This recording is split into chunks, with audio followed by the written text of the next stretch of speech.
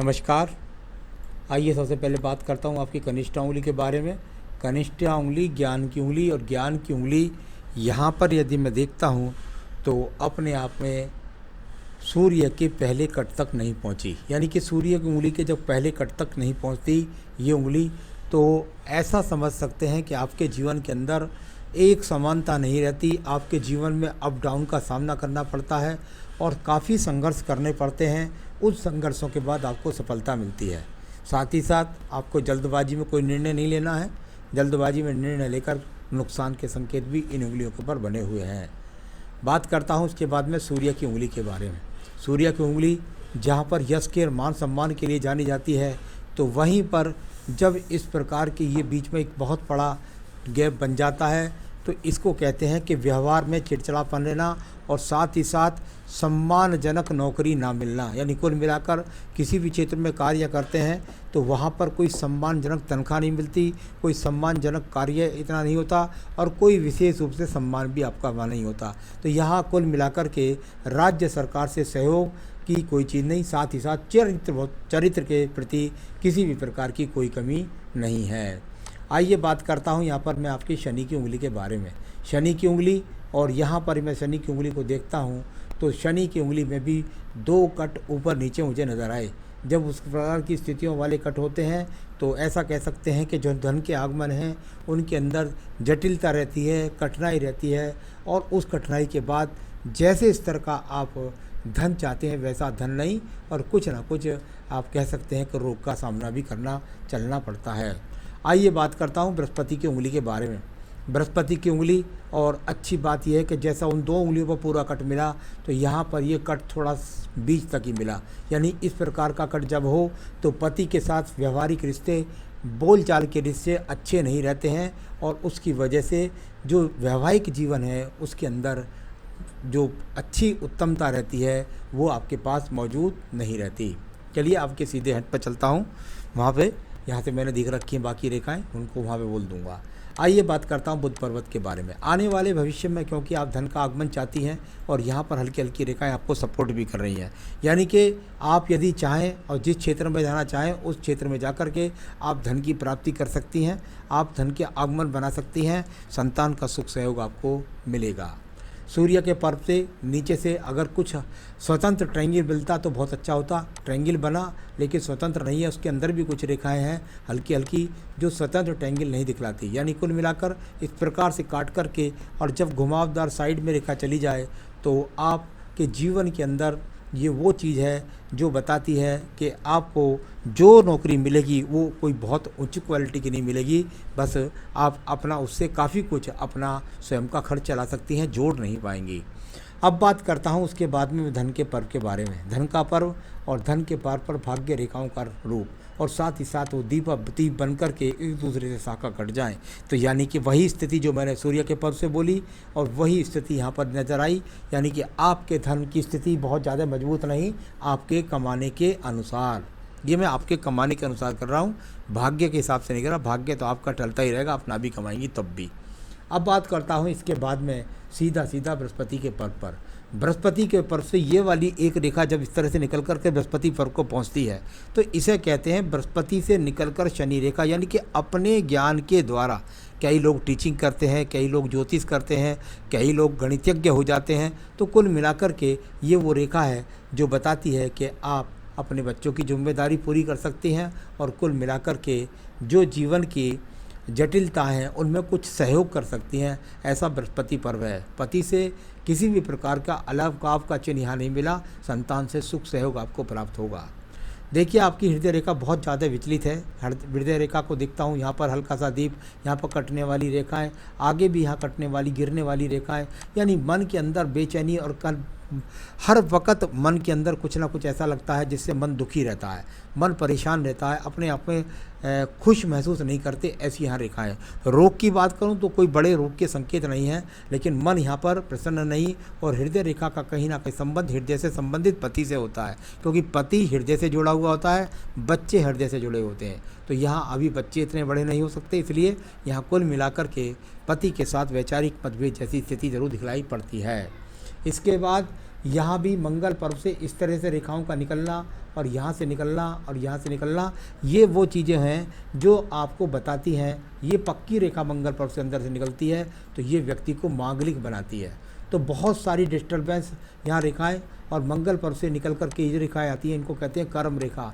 मेहनत करती हैं और मेहनत करने में पीछे नहीं है, कर्म करने वाली महिला है। बुद्धि रेखा को देखिएगा, बुद्धि रेखा एकदम बैलेंस करके हृदय रेखा के साथ साथ चलती है, यानी कि जितनी चिंता आपको अपनी है उससे ज़्यादा आप परिवार की चिंता को भी साथ लेकर चलती हैं। मंगल पर्व को रेखा दिख रही है, आप कहना चाहती हैं कि आप मन से चाहती हैं कि मैं कुछ करूं और करने के साथ मैं उसके धन की प्राप्ति करूं। किसी प्रकार से भी यहाँ पर कोई झगड़े झंझट के द्वितीय मंगल पर्वत पर कोई मुकदमे के योग यहाँ पर नज़र नहीं आ रहे हैं, तो ये भी यहाँ पर दिखाते हैं। आइए बात करता हूँ इसके बाद में सीधा आपके यहाँ पर चंद्र पर्वत के बारे में। चंद्र पर्वत और यहाँ से ये शाखा निकल करके आपकी भाग्य रेखा के साथ जुड़ी और यहाँ से वो रेखाएँ जो बता रही हैं कि आप प्रगति का चाहती हैं, कुछ मानसिक शांति है, लेकिन डिप्रेशन की शिकार आप नहीं होंगी।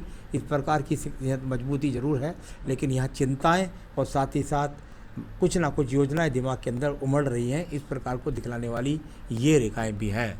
चलिए अब मैं बात करता हूं इसके बाद में आपके सीधा भाग्य रेखा के बारे में। देखिए ये रेखा जो नीचे से मणिबंध से निकलती है उसको कहते हैं सपोर्टिंग रेखा, यानी कि भाग्य रेखा के साथ सपोर्टिंग रेखा का उदय, यानी कि आपको प्रगति के चिन्ह के लिए रेखा निकली है। जल्द ही कोई प्रगति आपके जीवन में आने वाली है और भाग्य रेखा यहाँ सपोर्ट करके आखिर तक जा भी रही है। तो कुल मिलाकर भाग्य रेखा आपके हाथ के अंदर है। आइए बात करता हूँ दूसरी भाग्य रेखा के बारे में। ये वो भाग्य रेखा है जो आपकी जन्म से आपको मिली, यानी कि पूर्व में जो आपने नौकरी की और ये नौकरी यहाँ छोड़ दी, वहाँ तक इस रेखा ने दिया। अब आपका जो दूसरा स्थान से, क्योंकि आप नौकरी करेंगी तो इसलिए अब आपका दूसरा जन्म, आपके जन्म स्थान दूर से आप नौकरी करेंगी, ये दूसरी भाग्य रेखा जो चंद्र पर्वत से निकली है। तो इस तरह ये दो भाग्य रेखाओं का इन्वॉल्वमेंट आपके जीवन के अंदर, ये रेखा जो टूट कर चल रही हैं, इनको कह सकते हैं कुछ स्वास्थ्य का ध्यान रखिएगा और कुछ आपके दिमाग के अंदर एक रेखा का यहाँ बुद्धि रेखा से उदय, यानी कि बुद्धि रेखा से जब इसका उदय होता है तो आप अपनी बुद्धि के द्वारा कोई योजना है उस पर अमल करना चाहती हैं और उससे जुड़ करके लाभ उठाना चाहती हैं, ऐसी बोलती है आपकी रेखा। शुक्र पर्वत पर यहाँ पर और यहाँ केतु के पास कुछ एक्स के चिन्ह हैं जो आपके जीवन के अंदर चिंताओं को दर्शाने वाली रेखाओं के रूप में विराजमान है। तो मानसिक चिंता है, केतु स्थान बता रहा है। चलिए अब बात करता हूँ इसके बाद में सीधा आपके शुक्र पर्व के बारे में। शुक्र पर्व और यहाँ पर काफ़ी सुकड़ा हुआ, काफ़ी छोटा आपका शुक्र पर्व है। जब इस प्रकार का शुक्र पर्व हो तो ऐसा कहते हैं कि कोठी कुठला तेरे नाम हाथ तुम लगाना मत, यानी आपके पास सब कुछ है लेकिन आप उसके मालिक नहीं हो। धन आपके पास है लेकिन धन की गिनती आपको करा कर देनी पड़ती है कि मैंने इतना धन अपना यहाँ इस्तेमाल करा। तो उससे ऐसा कह सकते हैं कि अपने आप से संतुष्ट ना होना धन की स्थिति, यानी कुल मिलाकर सब कुछ होने के बाद भी यहाँ अच्छी आपके पास में संसाधन नज़र नहीं आते। पति के साथ वैचारिक मतभेद की बात है। यहाँ पति के साथ वैचारिक भेद निकला, यहाँ भी एक बनता है, वैचारिक मतभेद हो सकता है, लेकिन तलाक जैसी स्थिति मुझे कहीं पर भी नज़र नहीं आती है। तो चलिए आयु रेखा को देख लीजिएगा। आयु रेखा जाकर और अच्छी खासी ये आयु रेखा अभी 74-75 वर्ष की है और आगे भी ये रेखाएं बढ़ती रहती हैं। तो ये तो हुआ आपकी सब रेखाओं पर्वतों के बारे में। ये मैंने एक फल बताया पूरे हाथ का, और आपके हाथ के अंदर यहाँ पर 2 संतान रेखाएं भी चमक रही हैं, तो 2 संतान भी आप पर होंगी। तो अभी आपने कहा 2014 में छोड़ी, तो मैंने आपको बताया था कि एक आपकी आयु रेखा के साथ एक भाग्य रेखा थी, तो वो आपने जो जॉब छोड़ दी और उसके बाद में आपका दूसरा उदय हुआ। तो कुल मिलाकर के वर्तमान में आपकी जो एज है वो 37 वर्ष की है, और 37 वर्ष की एज में दोबारा भाग्य रेखा आपका सपोर्ट कर रही है। यहाँ थोड़ा सा हल्का सा ये रेखा इस तरह से बना करके, ये दीप बना करके आपके वर्ष में चल रही है, यानी इस जगह से ये रेखा चल करके और ये दीप बना करके लगभग चल रही है। देखिए ये नीचे से लगभग मिटती जा रही है और ये आगे भी मुझे मिटानी है। तो कुल मिलाकर मैं नहीं चाहता कि ये रेखा दीप बनाए अभी कुछ दीप बनाकर हल्की है, क्योंकि यदि ये दीप बनाएगी तो आपकी जॉब में अच्छी जॉब आपको नहीं मिलेगी। उसके लिए मैं कुछ उपाय बताऊंगा, वो कर लीजिएगा तो ये रेखा बिल्कुल हट जाएगी और सपोर्टिंग रेखा का काम करेगी, यानी आपको सब जगह सपोर्ट मिलने लगेगा और आप मजबूती से आगे बढ़ सकेंगी। तो ये सब चीज़ें हैं। अब पूछा है आपने, अब सिर्फ फिर से जॉब के लिए ट्राई कर रही हूँ। मेरे हिसाब से अगर आप ट्राई कर रही हैं तो बहुत समझिए कि आपको 4 महीने से लेकर 6 महीने के अंदर जॉब मिल जाएगी, यानी कि बिल्कुल निश्चित ट्राई करिए और जॉब आपके लिए तैयार है 4 से 6 महीने में। मैरिड लाइफ मैंने बताया आपको कि मैरिड लाइफ में वैचारिक मतभेद हैं, लेकिन तलाक कहीं से कहीं तक नहीं है। हल्के हल्के यहाँ पर एक्स बने हैं, वो भी इस बात को दिखलाएंगे कि हो सकता है आपको कुछ कष्ट रहना पड़े, कुछ दिन हो सकता है पति से अलग भी रहना पड़े, लेकिन कुल मिलाकर कहीं यहाँ पर तलाक के योग नहीं हैं। तो बेटे की हेल्थ को लेकर के आप चिंतित हैं, बेटे की जन्म पत्री मुझे दिखला देंगी तो बिल्कुल बता दूंगा कि कब तक उसकी सेहत को प्रॉब्लम है। जब उसकी डेट ऑफ बर्थ टाइम पहले भेज दीजिएगा, उसका पूरा के पूरा सब कुछ उसके विशेषण बना दूंगा। चाहे तो आप जन्म पत्री भी बनवा सकते हैं। लक कभी साथ नहीं देता।